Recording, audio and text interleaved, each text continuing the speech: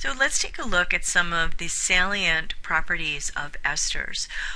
One of the most obvious is esters do not hydrogen bond, unlike the carboxylic acids and unlike the alcohols that are used to make them. And unlike carboxylic acids, which do not have very nice odors, esters do have nice odors, and many esters are associated with the pleasant fragrance of flowers and fruit, unlike acids which are associated with stinky socks.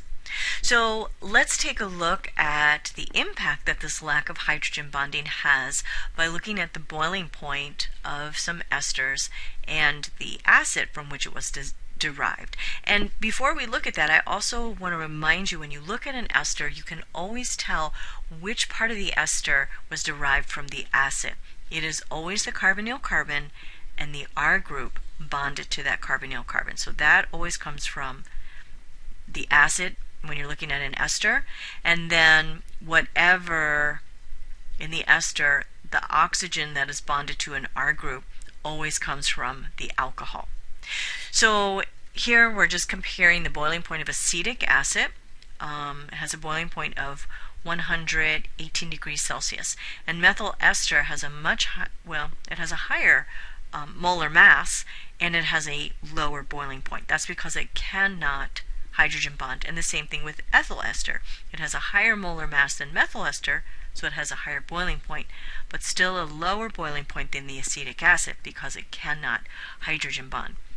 So before we end, I just want to review what part of each ester is from the acid and which part of the ester is from the alcohol, because that'll help us when we in the next lecture when we look at how to name esters.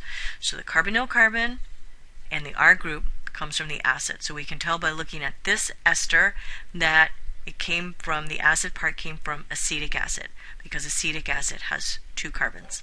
And then the alcohol part is in red here, the O singly bonded to an R group, OH, that came from an alcohol with 1 carbon, so that would be methanol.